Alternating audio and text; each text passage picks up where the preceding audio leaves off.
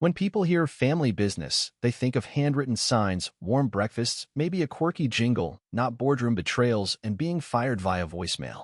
But that's exactly what I got. A 14-second message from my mother that ended with, "I hope you understand. No love you. No meeting. Just a corporate kill shot with my name on it." The business was called Hollander and Sons because apparently women didn't exist in 1973 when Grandpa painted the sign. It started as a humble hardware store in a Midwest town too small for Uber and grew into a 7-store regional chain. When Dad died, everything passed to 3 people: my mom, my brother Nathan, and me. Nathan got the title. I got the spreadsheets. And Mom? She got the last word. I was the one who built the inventory system, who renegotiated shipping contracts that saved us $200,000, who quietly fixed every fire Nathan started, from overbuying snowblowers in July to launching a $12,000 drone program that literally crashed on day 1. I was called the quiet engine. Then one day, they decided to cut the engine entirely. It started small, no CCs on key emails. Quick huddles I wasn't invited to. When I brought it up, Mom said, "Eli, not everything needs your input."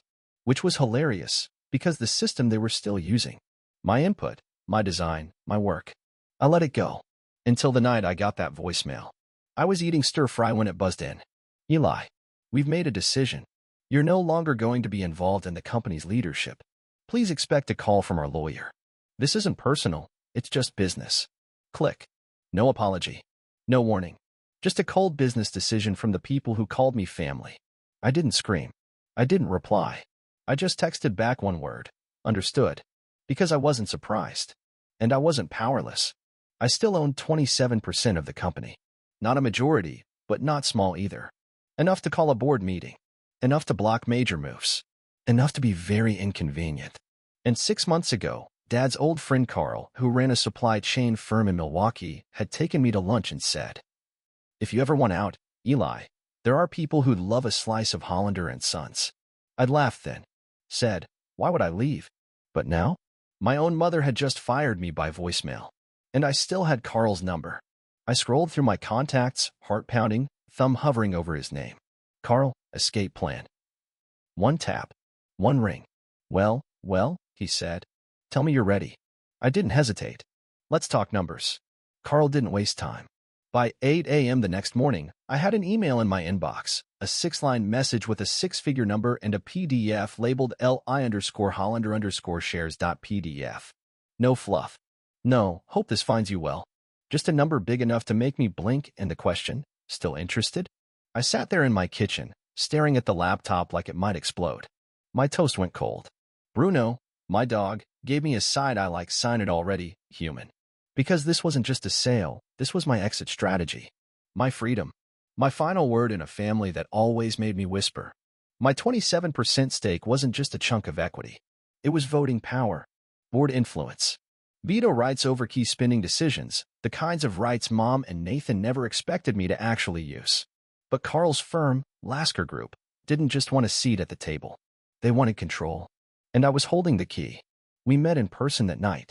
Carl showed up in a fleece jacket and ate 2 tacos before even pulling out the paperwork. "You were the operations brain, right?" "Still am," I said. "Good," he replied. "Because we're not just buying shares. We're buying access. And with you, we get the blueprint." We signed NDAs over chips and salsa. By the end of dinner, I'd laid out everything I knew: contracts, loopholes, the fine print in our dusty shareholder agreement that I'd read 3 times out of pure spite. Carl whistled when I showed him the clause that let me trigger a special board session with just 48 hours' notice. "You were prepared," he said. "No," I corrected. I was ignored. 2 weeks later, it was done. Wire transferred. Legal confirmed. I no longer owned a single share of Hollander and Sons. But Carl did. And Carl didn't believe in family loyalty. He believed in results. By 10 a.m. that morning, the board had been notified. By 11:15, my phone lit up like a Christmas tree in hell. Nathan called first. I let it ring. Then Mom. Twice. I blocked her. Then came the voicemail, the one I saved. Because it was Art. "Eli, sweetheart. I think there's been a misunderstanding. We were hoping to resolve things internally. Please, let's not make this into a thing. Call me." No apology. Just panic masked as diplomacy. The next one? Nathan. Less sweet. What the hell did you just do? Then a lawyer email, dressed in passive voice and dripping with fake civility. We have concerns about the strategic implications of your recent divestment. Please respond promptly. I didn't. Instead, I took Bruno for a walk, drank coffee outside, let the messages pile up like junk mail. Carl called around 2 p.m. Just got off the phone with Nathan. He tried to threaten me with something called a reverse fiduciary injunction, which, as far as I can tell, is a phrase he made up. I laughed. Did he bring up brand integrity yet? Twice. Also mentioned your emotional volatility. Now that was funny, because I hadn't raised my voice once. I hadn't fought, or begged, or made a scene. I just left. Quietly. Efficiently. Legally. Now they were the ones yelling in empty rooms, trying to figure out how the boring one had burned the house down without striking a single match. The ink wasn't just dry, it was scorched into the page. Carl's team moved fast. Their legal guy, Paul, had the soul of a crowbar and the precision of a scalpel. 2 weeks of due diligence, and suddenly Carl was sitting on 27% of Hollander and Sons like a cat on a chessboard. I watched it unfold from the sidelines. My part was done. My name was off the books. But every move they made now had my fingerprints under the surface. That same morning, the board got the notice. Nathan's email to them was flagged as high priority. The subject line, urgent, stakeholder shift, clarification needed. I didn't open it. Carl did. His reply was 2 lines long. All documents are legally binding. We look forward to collaborating. Carl Lasker. That's when the call started. Nathan left a voicemail that could have passed as an Oscar submission for Most Entitled CEO Having a Meltdown. You sold your shares to an outsider? Eli? Are you serious? This is family. You've put everything at risk. We need to talk. Now. I didn't answer. Mom followed with a text. Mom, sweetheart. You don't understand what this means. Please come over tonight. We can fix this. I typed one word. No. Then deleted it and just let her message sit there. Read. Unanswered. Next, a LinkedIn message from Mark, our CFO. Hey Eli. Can we talk? It's getting complicated. Even Jenna from HR, who once called my Excel dashboards stressful art, emailed me with the subject. This isn't how I thought this would go. But the best moment came that afternoon when Carl called laughing so hard he had to pause mid-sentence. Your brother tried to retroactively nullify the sale using a clause he removed himself in 2019, Carl said. He called it a bad faith loophole. I've never seen a man lose an argument to his own past emails. I nearly choked on my coffee. That night, I lit a candle, cooked myself dinner, and played an old vinyl from Dad's collection. The house was quiet. Peaceful. My phone buzzed 6 more times. I let every call go to voicemail. Nathan's tone was changing now, less fury, more fear. Okay, Eli. You win. Just don't tank this. Please. We're family. That word. Family. They always pulled it out like a fire extinguisher. After the fire. After the damage. Like blood was supposed to erase betrayal. But I wasn't burning anything. I just walked out and let the air leave the room behind me. Carl didn't just walk into the company, he came in swinging. 3 days after the sale closed, he called a surprise board meeting. Not to cause chaos, just to ask questions. Big ones. Like why the Mankato location had inventory shrinkage in Q3. Why Nathan approved a $10,000 marketing spend on TikTok influencers with no follow-up metrics.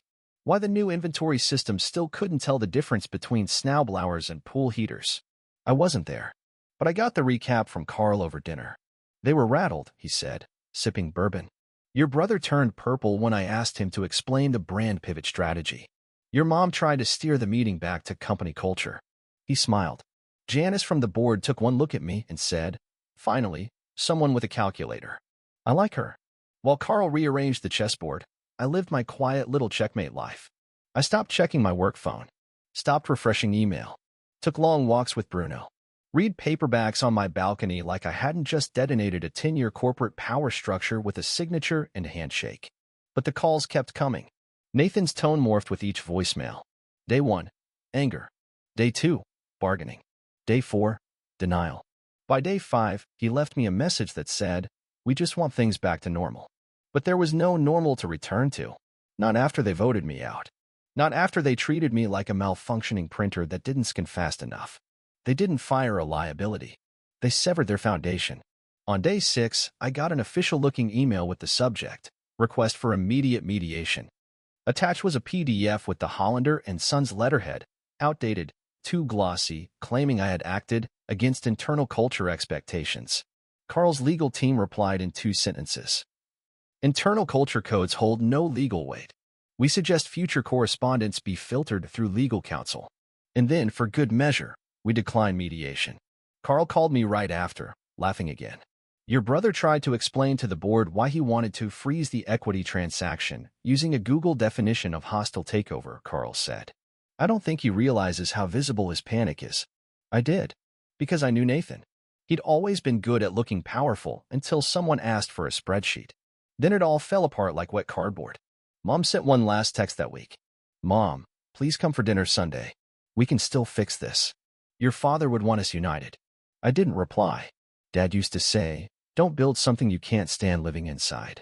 And that's exactly what they'd done. Brick by brick, meeting by meeting, until all that was left was a house of glass, shaking in the wind, and me, finally, on the outside of it. Sunday evening came and went.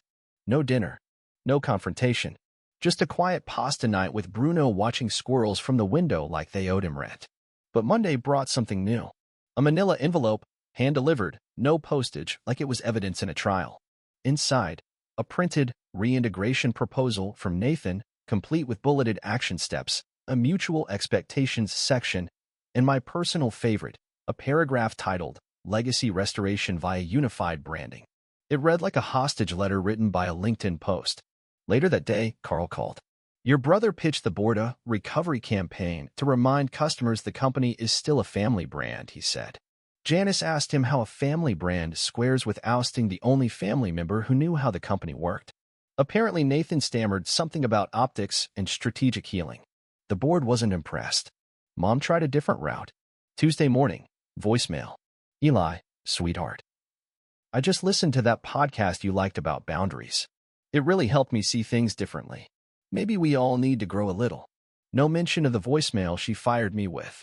No mention of the month she sat quietly while Nathan gutted my department and replaced me with interns who thought Profit Margin was a dating app. Just vague gestures at emotional growth now that I'd become a problem they couldn't erase. I didn't reply. Instead, I poured another coffee and finally organized the stack of Post-its on my desk, the ones I'd been writing ideas on for months but never had time to sort. Turns out, I had more than a dozen solid concepts for a consulting firm. Something for family businesses. The kind that want to grow without imploding. I labeled a folder, Plan B, then crossed it out and wrote, Plan A, because it wasn't a backup anymore. That night, Carl texted. Nathan's trying to stall this quarter's vote. Wants to delay until he can get Eli back in the fold. Board's not buying it. FYI, we've got the votes with or without him now. Then he added. Also, Janice says hi. She wants to name the new inventory system after you. Eli 2.0. I actually laughed out loud.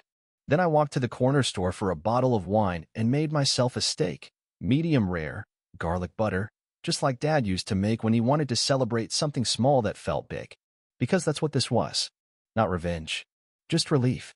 I wasn't waiting for an apology anymore. I wasn't waiting for validation. I had already won. Not by screaming. Not by fighting. By walking away. The postcard came 3 months later. Blue ink. Smudged signature. Postmarked from Arizona. Front, the Grand Canyon. Back, for words. Still figuring it out. In, no apology. No explanation. Just that. It wasn't closure. But it was enough. By then, I'd moved on, not in the Instagram inspo quote kind of way, but in the real sense. I'd launched my own consultancy, fixed the foundation, a firm that helped small family businesses restructure before they tore themselves apart from the inside out. First client? A mother-daughter Etsy candle empire on the verge of collapse over a rebrand dispute. I mediated their blowout, rewrote their partnership agreement, and left with a lifetime discount on grapefruit lavender soy wax. Carl and I still talked every week. Sometimes about the company, sometimes about nothing at all. He'd give me updates. Nathan stepped down. Board replaced him with someone boring. Competent, but boring. It's working. Then he added, you saved it, you know, by leaving. I didn't reply to that. Just smiled. Mom and I exchanged the occasional meme now. That was the extent of our relationship. And honestly, that was enough. Because sometimes peace isn't reconciliation. It's distance that finally feels safe. I still lived in the same apartment. Same desk. Same ugly lamp I'd meant to replace 3 years ago. But now, the air was different. I made coffee in silence. Bruno snored like a sentient boulder. I worked with clients I actually respected. The voicemail that once ended my career? I deleted it last week. Not out of anger. Out of boredom. It didn't matter anymore. It wasn't a scar. Just a piece of lint I'd finally brushed off. I saw Mark, our old CFO, at a charity dinner last month. He pulled me aside and said, "It's funny. People always thought you were the quiet one. Turns out, you were the one we should have listened to all along." Then he handed me a gin and tonic and disappeared into the crowd. That stuck with me, because for years, I thought I had to prove my value. Speak louder. Earn it harder. Show up twice as much to get half as far. But the truth? I was never optional. They just didn't know how to see someone who didn't ask to be seen. I went down to the lake last weekend. Same dock Dad used to take me to when I was a kid. Skipped a few stones. Let my phone die on purpose. Sat there in the wind, thinking about how much of my life had been spent trying to hold together something that was always cracking, and how free it felt to let it break. To stop patching a boat and start building a better shoreline. One stone bounced 5 times across the surface before sinking. I smiled. Not bad for a quiet engine. Not bad at all.